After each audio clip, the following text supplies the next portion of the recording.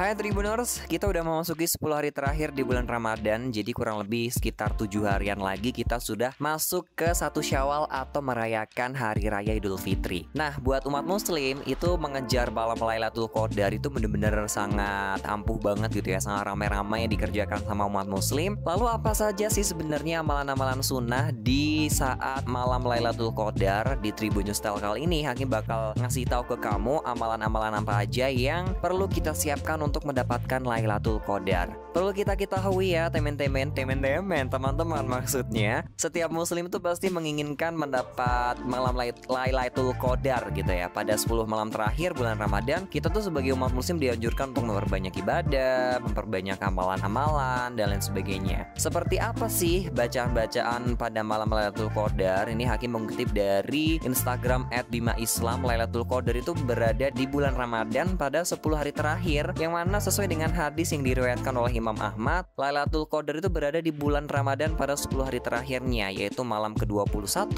atau ke-23 atau 25 atau bahkan 27 atau ke-29 atau akhir malam Ramadan. Barang siapa yang sholat malam karena iman dan mengharap pahala, maka diampuni dosa-dosanya yang telah lampau dan dosa yang di kemudian hari. Oleh karena itu di 10 hari terakhir sebagai umat muslim kita harus memperbanyak amalan-amalan dan juga ibadah-ibadah.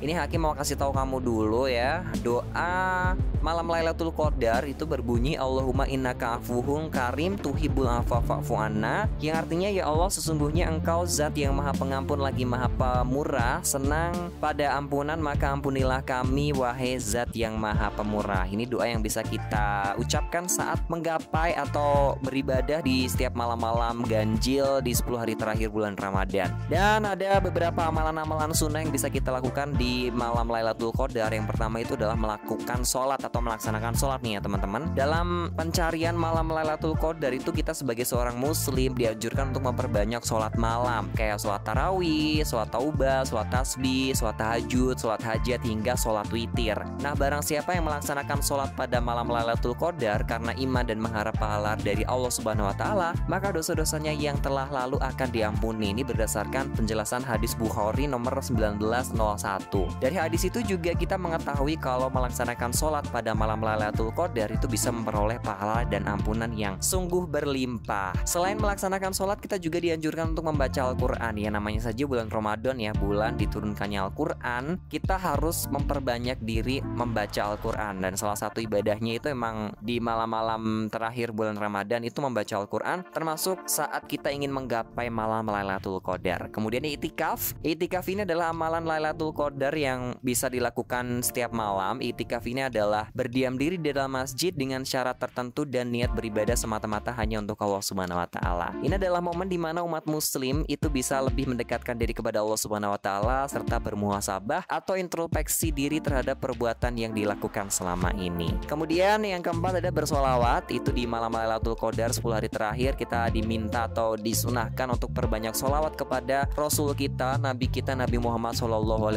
Dan yang terakhir itu kita diminta untuk bertaubat. Jadi malam Lailatul Qadar itu juga dapat diisi dengan muhasabah diri, refleksi diri, merenungkan segala kesalahan serta ibadah yang sudah dilakukan. Dan di 10 hari terakhir bulan Ramadan itu juga jadi kesempatan yang baik buat kita semua untuk memperbaiki diri nih teman-teman. Kita diminta untuk memohon ampunan kepada Allah Subhanahu wa taala yang dengan sungguh-sungguh dan perbanyak taubat untuk menjadi pribadi yang lebih baik lagi di masa datang. Nah, ini tadi 5 keutamaan atau 5 amalan-amalan sunnah yang bisa kita lakukan saat 10 hari terakhir di bulan Ramadan, dan ada doanya juga. Semoga bermanfaat. Selamat memperkuat ibadah kita dan sampai jumpa di lain kesempatan.